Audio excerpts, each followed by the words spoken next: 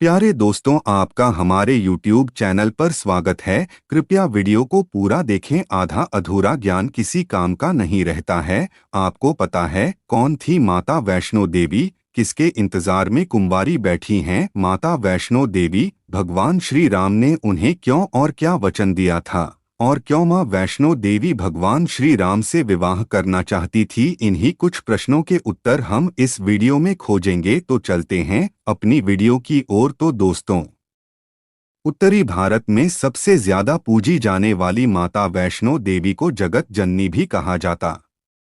उनके दर्शन मात्रा से ही भक्तों के सारे दुख संकट दूर हो जाते हैं। कहा जाता है कि वैष्णो देवी के मंदिर में झोली फैलाने वाले भक्तों को माता कभी खाली हाथ नहीं जाने देती। माता वैष्णो देवी को देवी महाकाली, महालक्ष्मी और महासरस्वती का अवतार माना जाता है। माता वैष्णो देवी मंदिर भारत के प्रमुख तीर्थ स्थलों में से एक है। जम्मू और कश्मीर राज्य के जम्मू क्षेत्र के कटरा से लगभग 14 किलोमीटर दूर त्रिकुटा की पहाड़ियों पर स्थित है। माता का यह मंदिर लगभग 5200 फीट की ऊंचाई पर बना हुआ है। हर साल लाखों की संख्या में श्रद्धालु माता वैष्णो देवी मंदिर में दर्शन करने आते हैं। प्यारे भक्तों, अगर आप मां वैष्णो देवी के सच्चे भक्त हो तो वीडियो को लाइक और चैनल को सब्सक्राइब जरूर कर ले और कमेंट में मां वैष्णो देवी जरूर लिखें।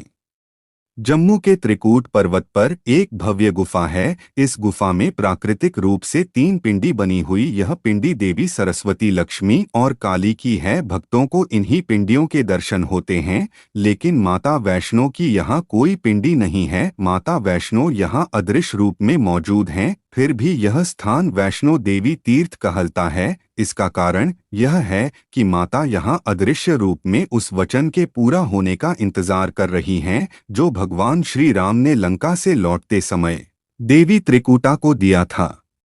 पौराणिक कथाओं के अनुसार मां वैष्णो देवी ने भारत के दक्षिण में रत्नाकर सागर नाम के व्यक्ति के घर में जन्म लिया। उनके लौकिक माता पिता लंबे समय तक निसंतान थे। देवी बालिका के जन्म से एक रात पहले रत्नाकर ने वचन लिया कि बालिका जो भी चाहे वह उसकी इच्छा के बीच में कभी नहीं आएंगे। मां वैष्णो देवी को बचपन में त्रिकुटा नाम से बुलाया जाता था। बाद में भगवान विष्णु के वंश से जन्म लेने के कारण वे वैष्णवी कहलाईं।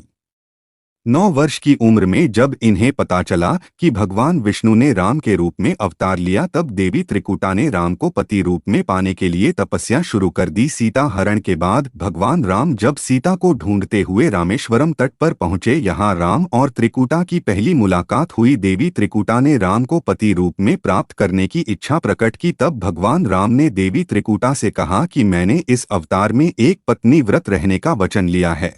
मेरा विवाह सीता से हो चुका है, इसलिए मैं आपसे विवाह नहीं कर सकता।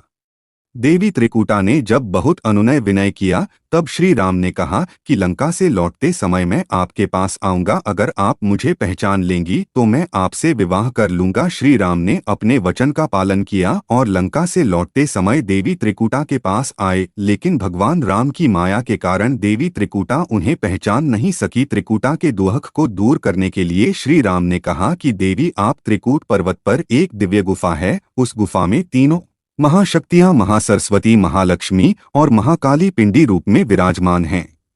आप उसी गुफा में जाकर मेरी प्रतीक्षा कीजिए। कलयुग में जब मेरा अवतार होगा तब मैं आकर आपसे विवाह करूंगा। तब तक महावीर हनुमान आपकी सेवा में रहेंगे और धर्म की रक्षा में आपकी सहायता करेंगे। धर्म का पालन करने वाले भक्तों की आप मनोकामना पूरी कीजिए। भगवान राम के आदेश के अनुसार आज भी वैष्णो माता उनकी प्रतीक्षा कर रही हैं और अपने दरबार में आने वाले भक्त के दुख दूर कर उनकी झोली भर रही हैं।